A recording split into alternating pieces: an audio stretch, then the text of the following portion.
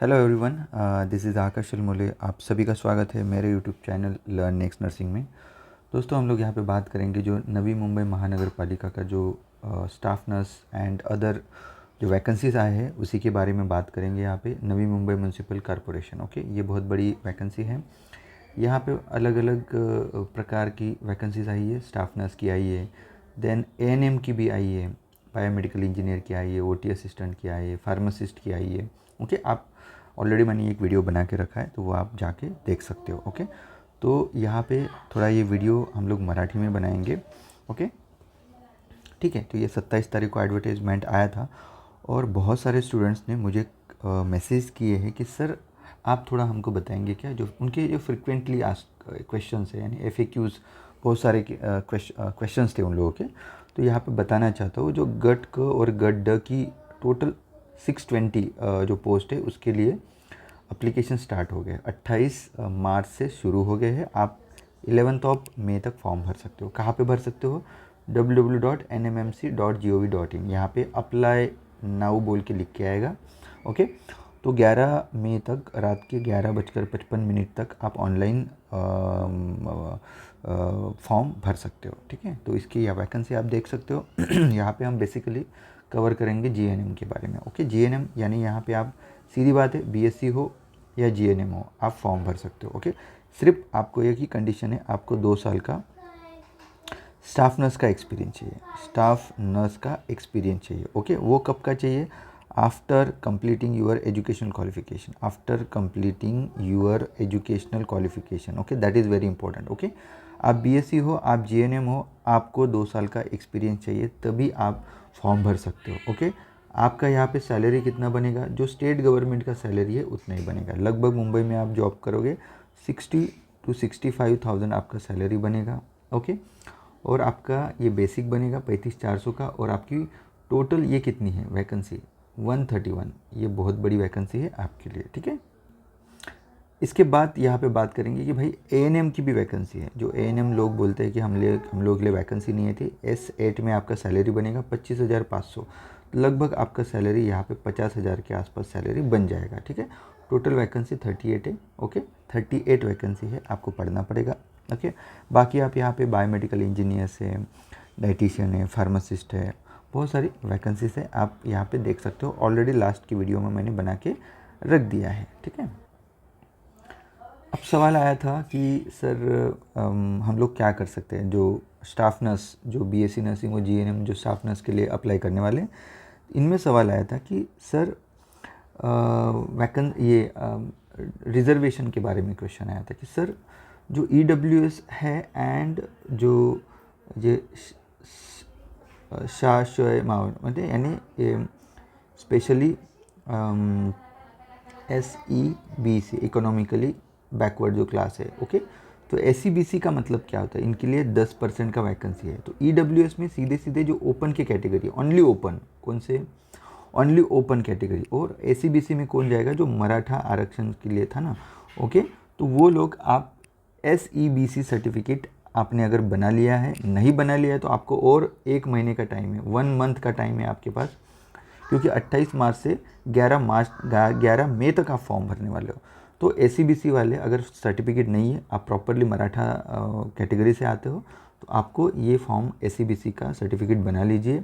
Okay, और form भरना है। ओके, EWS यानी प्रॉपरली जो ओपन कैटेगरी के आते हैं और वो इकोनॉमिकली वीकर क्लास के अंदर में आते हैं, उनके लिए 10% है। ओके, तो ये अपना अपना सर्टिफिकेट बना के ही आप फॉर्म भरिए। ओके, दूसरा सवाल इसमें आया था कि बहुत सारे कैटेगरी ने बोला है कि सर हम लोगों की NTD की एक ही जगह है, NTC की जगह एक ही है, VJ की एक जगह है, तो सर हम लोग क्या करें कि हम लोग जो ये है ओपन से फॉर्म भरे क्या? नहीं बेटा, यहाँ पे आपने अपने ही कैटेगरी से फॉर्म भरना है। ओके, जो भी आपका जो VJ है या NT है, तो अपनी ही कैटेगरी से फॉर्म भरना है। आपकी एक जगह रहे, 2 जगह, अगर यहाँ से करोगे, अगर आपको ज़्यादा मार्क्स आता है तो आप खुला जो प्रवर्ग है यानी ओपन कैटेगरी से भी आप ये कर सकते हो। अगर आप अपनी कैटेगरी से बिलोंग करते हो तो आप यानी 15+1 यानी 16 जगह के लिए अप्लाई करोगे, या आप सिर्फ ओपन के लिए करोगे तो सिर्फ 15 जगह के लिए आप क्लेम करोगे। तो ये बहुत बड़ी चीज़ है कि भाई आपकी एक जगह रहे, 2 जगह रहे या 0 जगह रहे, आपने डेफिनेटली अपनी कैटेगरी से ही आप क्या करिए, अप्लाई करिए, अपनी कैटेगरी से अप्लाई करिए। उसका मैं दिखा देता हूँ, उन्होंने ऑलरेडी ये मेंशन किया है। और अभी यहाँ पे और एक सवाल आया था कि सर हम लोग दिव्यांग से आते हैं, 4% जगह है, तो ये 1 लेग क्या है? तो यहाँ पे अस्थिव्यंग यानी आपका अगर 1 लेग डिफॉर्म है, डिफॉर्मिटी है, तभी आप अप्लाई कर सकते हो। Okay, that is very important. Other than उसके लिए कुछ बोला नहीं है, सिर्फ अस्थिव्यंग जो है, जो इनका पैर से रिलेटेड कुछ डिफॉर्मिटी है, आपका सर्टिफिकेट है 40% जो इसका आप PWBD में आते हो, ऐसा सर्टिफिकेट है 1 लेग का, तो ही आप यहाँ पे अप्लाई कर सकते हो। वहाँ पे 5 जगह है। देखो यहाँ पे लिखा है आप BSc हो या GNM हो, आप अप्लाई कर सकते हो। बस आपको क्या चाहिए, परिचारिका म्हणून शासकीय निमशासकीय संस्थामध्ये या खाजगी रुग्णालयाच्या संबंधित विषयामध्ये 2 वर्षाचा अनुभव आवश्यक है। यानी देखो आपके पास स्टाफ नर्स का आपके पास 2 इयर्स का एक्सपीरियंस चाहिए after getting educational qualification. Okay, कल मुझे फ़ोन आया था कि सर हम लोग के पास BMS का 2 साल का एक्सपीरियंस है, हम भर सकते हैं। बेटा ये डॉक्टर और नर्स का कैसे बनेगा? आपके पास नर्सिंग का ही ये चाहिए, क्या चाहिए, एक्सपीरियंस चाहिए। साथ ही साथ मुझे क्वेश्चन आया था कि सर मेरे पास 1 ही साल का एक्सपीरियंस है, तो बाबा बात है 1 साल के वालों को वो आपका फॉर्म रिजेक्ट कर देंगे। उससे बेटर है अगर आपके पास आप GNM हो, BSc हो, आपके पास 2 साल का एक्सपीरियंस है, तभी ये फॉर्म भरिए, अदरवाइज़ मत भरिए, क्योंकि आपका फॉर्म रिजेक्ट हो जाएगा। हाँ, अगर आपको सिर्फ एग्ज़ाम देना है, ओके, बात का बाद में देखेंगे, ऐसा अगर सोच के चल रहे हो तो आप भर दीजिए। लेकिन मैं आपको यही बोलना चाहता हूँ, आपका अगर 12th है, सॉरी आपका GNM है, आपका BSc है और आपके पास 2 साल का एक्सपीरियंस है, तभी ये फॉर्म भरना चाहिए आपने। ओके, साथ ही साथ आपका जो महाराष्ट्र नर्सिंग काउंसिल है MNC का प्लस रिन्यू हुआ क्या चाहिए, आपका रजिस्ट्रेशन चाहिए। ओके, और आपको मराठी विषय का ज्ञान होना चाहिए। दैट मीन्स आपका 10th और 12th में मराठी सब्जेक्ट होना चाहिए। ओके, ठीक है, एटलीस्ट 10th में होना चाहिए। अगर नहीं होता है तो आफ्टर अगर आपका नंबर लग जाता है तो आफ्टर ज्वाइनिंग आपको 10th और 12th की जो एग्ज़ाम होती है वो आपको देनी पड़ेगी विद इन द 2 ईयर्स की इसमें, क्योंकि तभी आपको प्रोबेशन कंप्लीशन सर्टिफिकेट मिलता है। ये हो गया नर्सिंग वालों के लिए। ओके, अभी आगे जाते हैं कि हम ANM का देख लेते हैं। ANM का क्या है,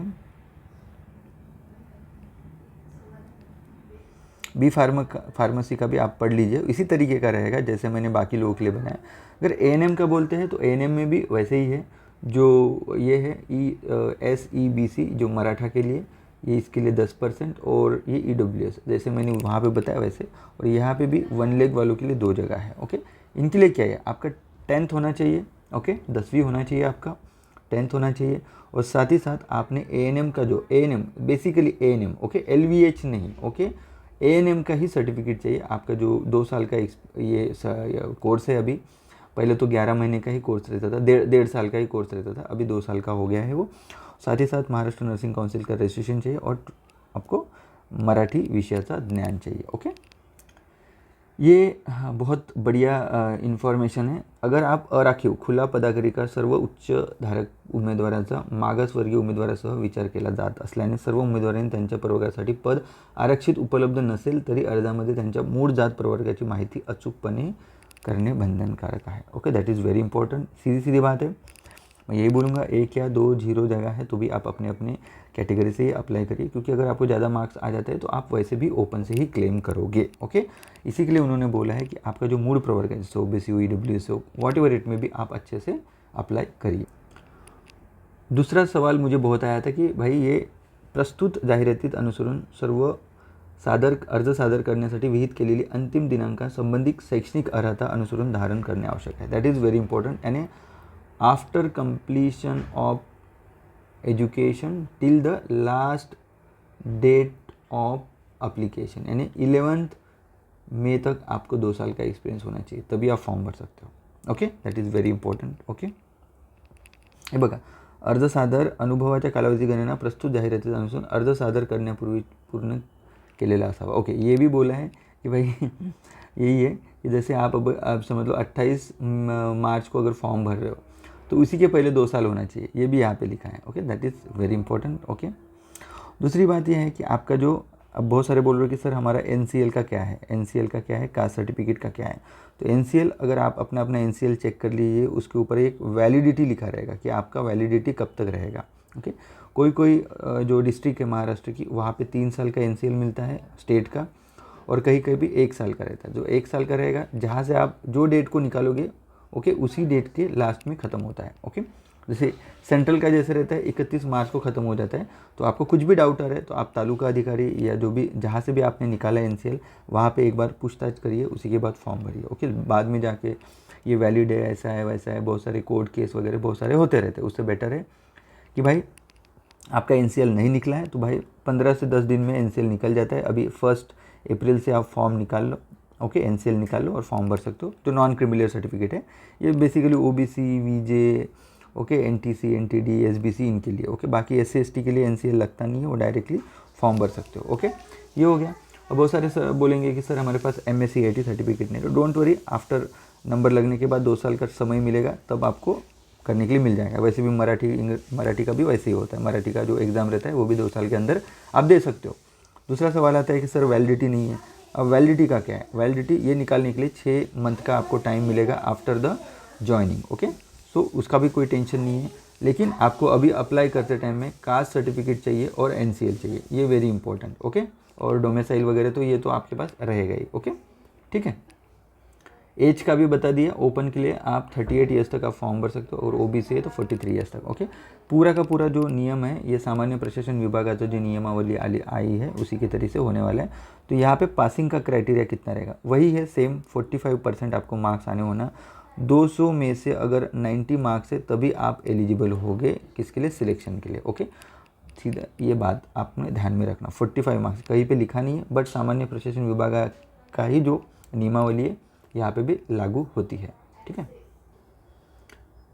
जैसे कि एग्ज़ाम अगर 2-3 शिफ्ट में होगी। ओके, यहाँ पे बोला है की भाई सामान्य प्रक्रिया, सामान्यीकरण। Okay, that is normalization. एकाच दिवशी एकापेक्षा जास्त सत्रामध्ये जर अनेक दिवसात एकापेक्षा जास्त सत्रामध्ये परीक्षा घेण्यात आली तर परीक्षेचा प्रथम दिवस ते अंतिम दिवस सत्र 1 ते अंतिम सत्र सामान्य यानी नॉर्मलाइजेशन होगा। ओके, अगर 1 से 2 शिफ्ट में एग्ज़ाम होगी तो डेफिनेटली नॉर्मलाइजेशन होगा। ओके, उसके बाद उन्होंने ये बोला है कि ग्रुप वाइज जो टाइम सेटर उन्होंने किया है, क्योंकि यहाँ पे क्या बोला है, पहले क्या होता था ABCD होता था। ओके, अभी अपन नागपुर महानगर पालिका की एग्ज़ाम दी होगी, वहाँ पे 25 MCQ उन्होंने 30 मिनट में सॉल्व करने के लिए दिया। यहाँ पे 25 MCQ 30 मिनट, यहाँ भी 25 MCQ 30 मिनट, यहाँ भी 25 MCQ 30 मिनट। तो वैसा ही एग्ज़ाम यहाँ पे भी होने वाला है। क्योंकि ये क्यों किया है, क्योंकि क्या होता है एक सेक्शन बहुत कठिन हो जाता था, एक सेक्शन बहुत इजी हो जाता था। तो इसी की वजह से अभी TCS ने क्या किया है, ग्रुप वाइज टाइमर सेट किया है। इसका मतलब क्या होता है कि हर एक सेक्शन हर एक स्टूडेंट के लिए वैसा ही हो। नहीं तो कैसे होता था, एक आधा सेक्शन बहुत कठिन होता था, एक आधा सेक्शन बहुत इजी होता था। तो इससे क्या होता था, स्टूडेंट्स को बहुत प्रॉब्लम होता था। तो इसलिए उन्होंने हर एक सेक्शन की जो लेवल है, जो एग्ज़ाम की लेवल है, जो MCQ की लेवल है, उन्होंने सेम रखने के लिए ये नया group wise time lever set किया है। तो सेम ऐसा ही पेपर यहाँ पे भी आने वाला है। Okay, that is very important. Okay, hope so अगर आपको कुछ भी डाउट आ रहा है, अभी भी अगर डाउट क्लियर नहीं होते तो वीडियो के कमेंट बॉक्स में लिख सकते हो, या हमारा जो व्हाट्सअप चैनल है, हमारा जो टेलीग्राम चैनल है लर्न नेक्स्ट नर्सिंग का, या हमारा जो इंस्टा है लर्न नेक्स्ट नर्सिंग का, वहाँ पे भी आप मैसेज करके हमको क्वेश्चंस पूछ सकते हो। ओके, सो जल्दी ही मिलते हैं और एक नए वीडियो के साथ। तब तक के लिए धन्यवाद। जय हिंद।